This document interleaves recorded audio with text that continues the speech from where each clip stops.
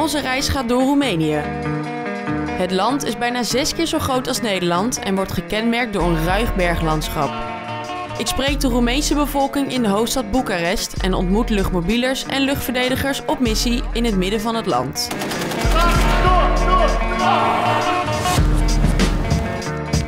Nederland is lid van de NAVO. Samen met bondgenoten beschermen onze militairen het NAVO-grondgebied, zodat wij van vrijheid kunnen genieten.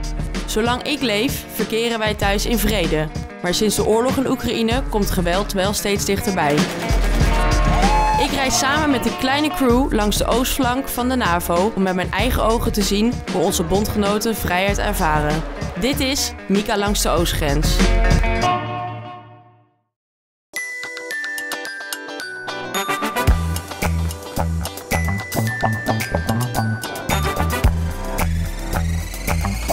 We zitten in het vliegtuig naar Roemenië. Roemenië.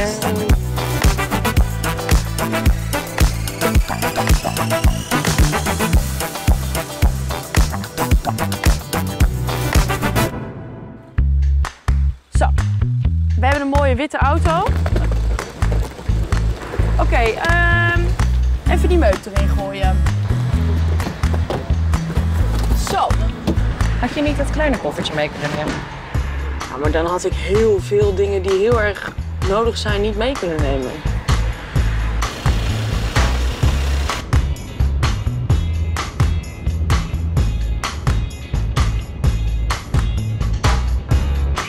Kijk, ik heb dus net het gevoel alsof ik hier in Parijs rijd op de Arc de Triomphe. Maar het leuke is dat ze vroeger, dus Boekarest, Klein Parijs noemden. Omdat het dus zo mooi was en omdat er zo ontzettend veel mooie bezienswaardigheden waren.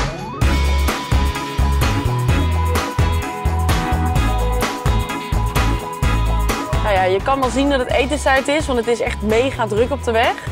Maar ja, hoe kan je een cultuur het beste leren kennen? Ja, ik vind toch echt wel door de keuken, want ik hou ook heel erg van eten. En dat is ook precies wat we gaan doen. We gaan namelijk bij een Roemeens gezin aan tafel schuiven, want zij gaan namelijk voor ons koken. Nou, heel gezellig ziet het er niet uit, maar het zal vast van binnen heel gezellig worden. Maar dit is echt, als ik denk aan Oostblok, dan denk ik echt nog wel een beetje aan dit. Het is een beetje, ja, stamt een beetje af uit het communisme, maar dat is natuurlijk ook logisch. Maar we gaan lekker naar binnen. Mijn naam is Mika. Hi. Bună. Hallo, Mika.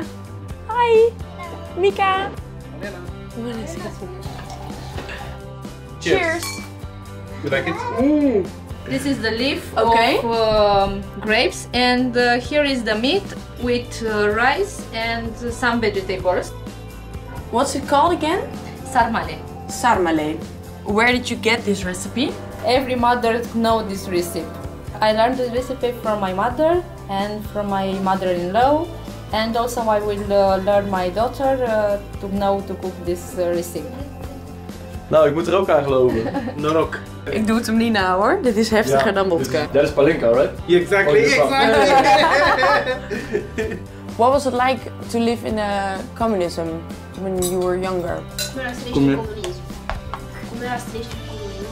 Grootvader en moeder vertellen dat hun familie het in de tijd van het communisme makkelijker hadden dan nu.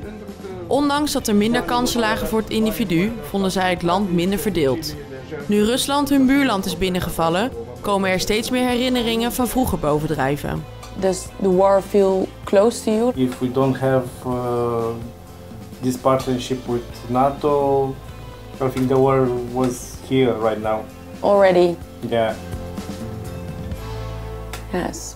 definitely. Ik sta hier in de bruisende wijk Lipscani. Was vroeger een hele belangrijke handelsplek, maar door het communisme eigenlijk helemaal verwoest. Super zonde, want zoals je kan zien is het helemaal opgebouwd. En nu een van de leukste uitgaansplekken van heel Roemenië. En waar kan ik beter Roemeense jongeren vinden dan hier? Do you take freedom for granted? No, not really. I mean, it's a right that not a lot of people have, because in some countries they don't have like the liberty of speech. Like, I don't know, in Iran right now there are a lot of protests because of the women and stuff. So yeah, no, I don't take freedom for granted, never. And how do you feel about people who had to leave their homes and fight at the front in Ukraine? The people is suffering. It's catastrophe. What is there? Yes, in comparison with Ukraine, we are happy. We are blessed. If war would break out in your country, would you stand up and fight? I wouldn't like it, but I would stand my ground in my own country. I think everybody wants to do that, but not a lot of people would. There's better countries to live in. I feel like I don't like this country enough. Like, if something really bad happened, I would just move. If they cause war, I am willing to die for Europe and for my country, definitely. I don't feel very safe, no. I feel like we're very close and yeah, it's just not a good spot to be in. Probably we will try to get somewhere safe. I think that's the best option, yeah. Do you think NATO is important? Well, it's a very strong military alliance, and I think it is capable to protect against Russia. De Roemenen zijn over het algemeen super aardig, maar minder enthousiast en positief over hun eigen land als dat ik in eerste instantie dacht. Maar we gaan nu in ieder geval lekker slapen, want we vertrekken morgenochtend heel vroeg naar Cincu.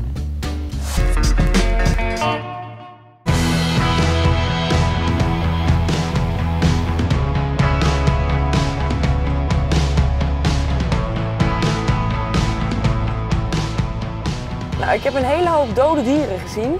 En persoonlijk vind ik de Roemenen ook niet de allerbeste bestuurders. Maar we zijn onderweg van Boekarest naar Cincu en het is 4 uurtjes rijden.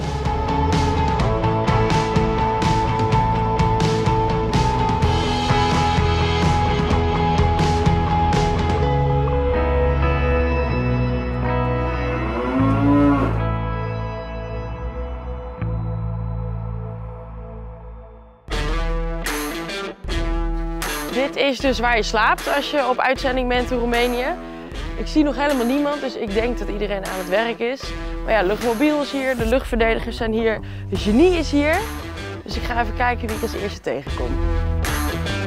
Sinds augustus 2022 worden Nederlandse militairen in rotaties uitgezonden naar Roemenië. Ze vallen onder bevel van een battlegroup die door de Fransen wordt aangestuurd. Door de aanwezigheid en de oefeningen die de militairen daar uitvoeren, dragen we als Nederland bij aan de afschrikking door de NAVO. Goedemorgen. Goedemorgen. Lekker weer. Hoi, Ja, lekker ik ben Mika. Ja, ik ben Jan. Hi Jan. Jij bent de? Opvolgende pelotonscommandant van het tweede patrouillepeloton. Kijk, heel goed. Want ik zie Roy Beret. Ja. Dit is natuurlijk luchtmobiel. Ja. Jij bent er nu natuurlijk met jouw club, maar hoeveel luchtmobielen zijn er nu totaal in Roemenië? Op dit moment een kleine 110 man. Want hoe oud zijn ze allemaal? Wat is een beetje... Jongens zijn gemiddeld tussen de 22 en 30 jaar. Dus ja, er zit wel wat verlopen in. Het zijn voor mij in mijn ogen jonge kerels nog. Ja, sommigen voor de eerste keer een missie, anderen voor de derde, vierde keer al. Dus het is heel veel variatie. Wat zijn we aan het doen? Ze hebben eigenlijk ook op tijdstuk zijn ze hun voertuig aan het beladen. Het scenario is, we moeten een actie gaan ontplooien. Dus ze hebben eigenlijk 75 minuten de tijd om hun voertuig helemaal te beladen. Dan theoretisch gezien zouden wij in actie kunnen komen. Dan kunnen we eigenlijk de poort uitrijden en een opdracht gaan uitvoeren. Nu gaan we dat niet doen vandaag. Vanmiddag gaan ze met de voertuig naar de schietbaan, gaan ze schieten. Maar het gaat nu vooral om de aanloop er naartoe. Ga je het halen? Ja, natuurlijk wel. Tuurlijk. Heb je het ook goed gedaan? Ja, ik vind dat ik het goed heb gedaan. Maar ja, dat is het allerbelangrijkste. Dat is het allerbelangrijkste. Of ben je al klaar? Nee. Nee, nou ga dan door joh. Je staat heel dicht bij je mannen. Je bent altijd met je eigen kerels bezig. Zo min mogelijk op zijn kantoor zitten. Zoveel mogelijk gewoon lekker met die gasten bezig zijn. Wij hebben daar ook gestaan. En wij hebben ook die groepscommandant, dat hebben wij ook allemaal gedaan. En je weet wat in hun omgaat, dus je weet ook hoe je ze beter moet maken. En hoe je daarmee aan de slag moet. En dat maakt het onderofficierschap zo leuk. Wij zitten ook eigenlijk gewoon in de groep. Dus wij zijn een van die 6 man. En wij zijn gewoon onderdeel van zo'n groep. En nu zitten we van een afstandje om hun te trainen. Maar zometeen als we het veld ingaan, zijn wij een van hun. Hebben jullie ook dan steun aan elkaar? Ja, absoluut. Maar we spiegelen elkaar ook. Dus ik kijk soms met Rian mee, Rian kijkt met mij mee. En dan geven we elkaar feedback op. Neem je nou als militair vrijheid minder voor lief dan een gemiddelde Nederlander? Ja. Nou, wij hebben in gebieden in de wereld gezeten waar je gewoon ziet dat het is niet vanzelfsprekend. Het is voor Nederlanders vanzelfsprekend, maar wij weten dat het absoluut niet zo is.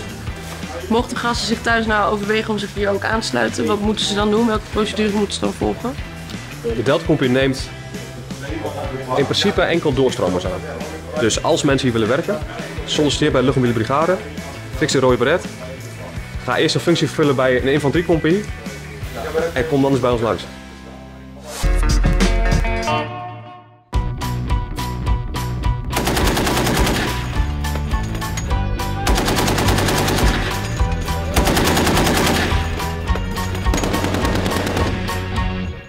Ik heb 1 keer met een Glock geschoten, maar dat is echt wel even andere koek dan dit, hè? Ja, toch wel hè? Ja. Een andere klap ook hè? Zo, maar wel, wat is dit? De .50 is een wapen om lichte voertuigen van de vijand uit te kunnen schakelen. Dus ook de voertuigen waar wij ook zelf in rijden. We hebben 1000 meter tegen luchtdoelen, kunnen we ook nog uitschakelen. En tot en met 2000 meter dus daadwerkelijk ook voertuigen. Stel dit gebeurt in het echt, hoe gaat het dan te werk? Ja, hoe het dan te werk gaat, ja, eigenlijk dan zonder de vlag erbij, zoals jullie kunnen zien. En dan staat er ook niet iemand achter je die jou daadwerkelijk gaat vertellen wat je allemaal moet doen. Je moet het uiteindelijk allemaal zelf kunnen. En dat is ook de grote reden waarom we hier nu aan het trainen zijn. Zodat we het uiteindelijk, als het ooit een keer zover is, dat we het ook allemaal zelf kunnen. Hoe lang ben jij al militair? Sinds 2014. En weet je nog de allereerste keer dat je hier achter die .50 stond? Ja, dat was toevallig maandag. Ja? Afgelopen maandag? Ja, afgelopen is maandag. Dit echt? Oh, dit is de eerste week? Dit is de eerste week dat ik aan het schieten ben. Wat spannend. Met de .5. Ja, ik vond het wel heel mooi. Dus dat is wel echt heel gaaf hoor. Jawel, hè? Dus dit is je debuut ook? Ja, soort van wel. Hoe vond je het gaan? Ja, ging lekker. Daar gaan ze? Het ging lekker. Ik zat met alle doelen zat ik er net op.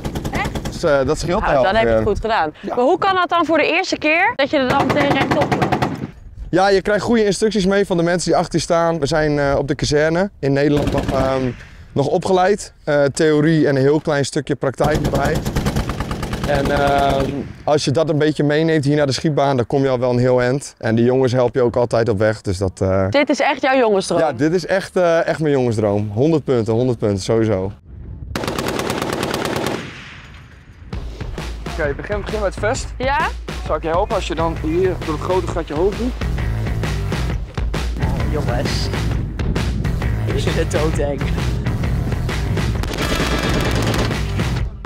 Normale werkdag voor jou dit, hè? Normale werkdag. Ben ik te dik? Oké. Zit hij? Die zit. Dan heb je je helm op. Hey. Ik vind het wel echt heel erg spannend. Mijn hart zit echt een beetje hier. Maar mijn energie ook daardoor. Dus dat moet helemaal goed komen. Daar gaan we. Ja, wat je gelijk mag doen is gelijk hier er tussendoor trekken. Oké.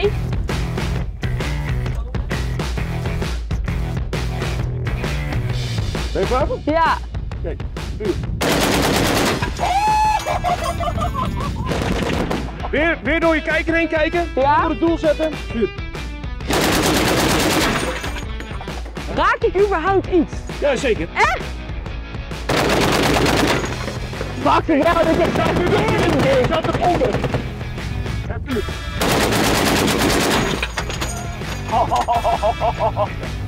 Oké. Koen, dankjewel. Alsjeblieft. Oh jongens, dit was echt zo dik. Niet normaal. Zo.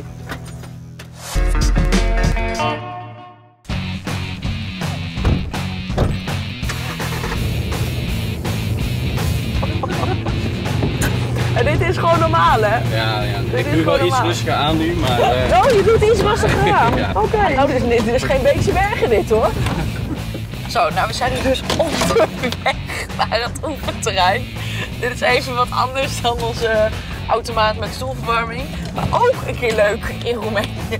De ene dag is wat hobbeliger dan de andere. Het hangt heel erg af van het weer. Welke dagen vind jij het leukst? De minst hobbelige of de juist hobbelige? De juist hobbeliger natuurlijk.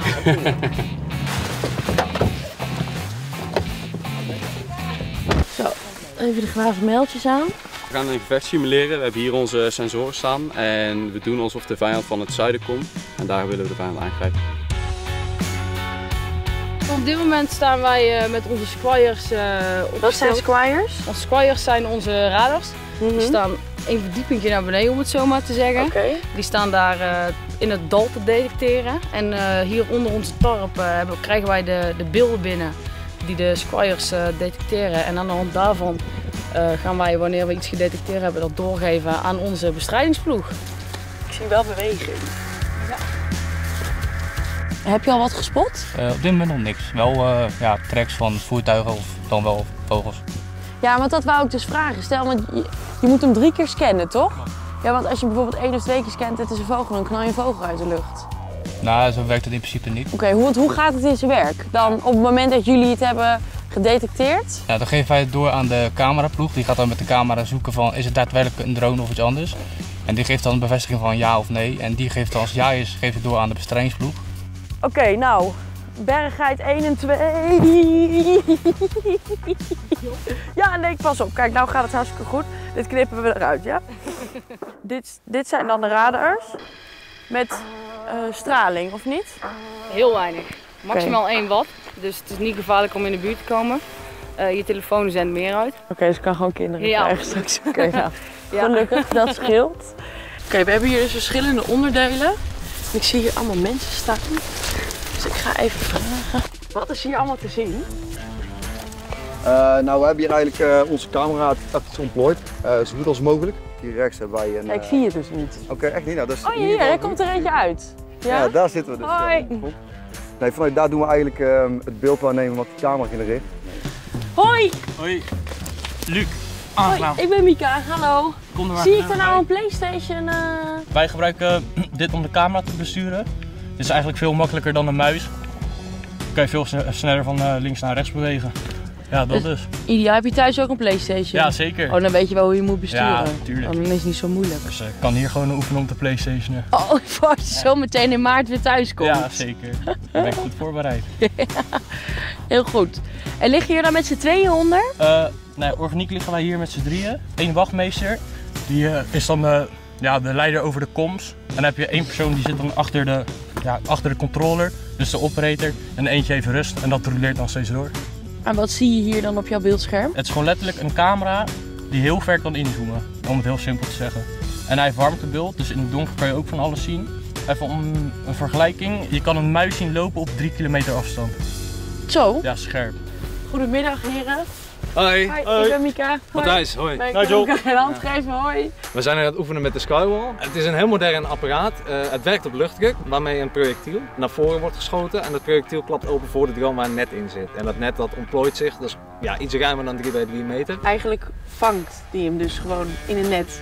Ja, dat is het principe. En we hebben ook nog 2 verschillende. Eentje die alleen een net heeft, maar ook eentje die een net met parachute heeft, waardoor de drone ook nog gelijkmatig naar beneden komt.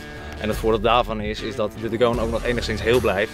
Dan kunnen we er nog wel mee. Ja, dan staat er bijvoorbeeld informatie op die drone. Wat brengt die drone met zich mee? Dat kan je allemaal onderzoeken. Het is een enorm ding. Hoe zwaar is die? Ja, je mag het wel een keer proberen als je dat wil. En dan sta je op. Uit mijn benen moet ik hem omhoog tillen, gewoon squatten. Oké, nou. En dan zorg je dat de achterkant hier in de schouder komt te hangen. En dan? Kan je er dan hierdoor kijken? Mag je met je linkeroog in het glaasje kijken? Ja, doe ik. Ik zie iets roods. Ja, dat is onze dot. Ja. En daarmee kunnen wij op een drone richten. Zijn er meerdere pelotons die dit kunnen? Nee, we zijn de enige peloton in heel Nederland. Dat voel je wel speciaal. Ja, en wij zijn ook de enige groep met dit ding. Wat vet. Bestrijden. En nu hoorde je de toon heel mooi opbouwen en langzaam vasthouden. Dat wil je. Ja. Ik ga even sporten. Als je op uitzending bent moet je natuurlijk ook een beetje fit blijven. Dus ik ben volgens mij in correct tenue. Dus ik ga even aan de slag. Ik kan me voorstellen als je natuurlijk op missie gaat, dan moet je wel fit zijn. Extra fit dan dat je normaal al bent. Klopt, als je mij vraagt, boven gemiddeld fit. Wat vind jij boven gemiddeld fit? Boven gemiddeld fit is in mijn ogen dat je van altijd in staat bent om te kunnen reageren op onverwachte situaties. Wat moet ik me dan voorstellen bij zo'n training in de gym? Ik heb toevallig een challenge bedacht. Nou, die challenge moet te doen zijn binnen 3 minuten, dus ik wens je daar heel veel succes mee. Uiteindelijk bestaat de challenge uit 5 onderdelen. Dit is onderdeel 1. Het op- en afstappen van het voertuig. Het uitstoten van het gewicht. Ja, komt neer op het uitstoten van het wapen. Waarbij je ten alle tijde werk boven je mag. Onderdeel 2, wat je ziet is dat mijn collega de zak van links naar rechts verplaatst. Eigenlijk komt dat neer op het bewegen in een affuit. Ja, de ringaffuit die rond kan, moet vanuit stilstaande positie worden bediend. Onderdeel 3. Welke oefening is dit? Ja, de deadlift natuurlijk. Deadlift, met ja. iets te veel gewicht, zie ik alweer. Hierbij wordt de rompstabiliteit mega getraind. Waaronder ook de hamstrings, de achterkant van de bovenkant. Onderdeel 4 is gebaseerd op het dekken en opstaan van mijn collega. Bij vijandelijk contact breken we ten alle tijde af. Wat er dan meegaat is de munitie en een persoonlijke waas. Het laatste onderdeel, niet het minste onderdeel. Bij dit onderdeel zal de hartslag snel omhoog gaan schieten. Dan moet je kunnen blijven presteren onder die hoge hartslag. Oké, Frank. En dat alles in 3 minuten. Dit alles in 3 minuten. Het zijn 5 onderdelen, elk onderdeel 13 keer. Ik wens je succes. Ik hoop mezelf ook. Go for it. Toch goed gedaan. Mooi. Oké. Kata gereed? Ja. Mika gereed? Zeker. Let's go. 3, 2, 1, go!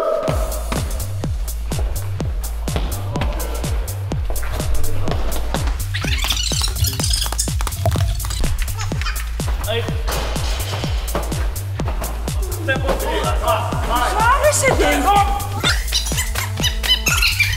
2, 1, 2, 3.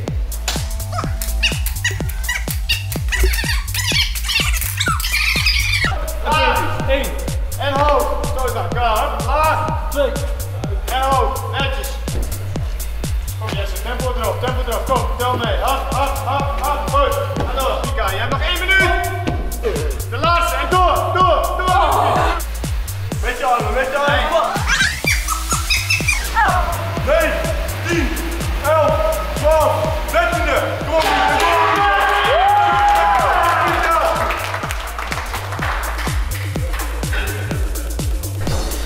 Conditie is niet meer wat het geweest is, jongens. Goed gedaan, Mika. Dank je.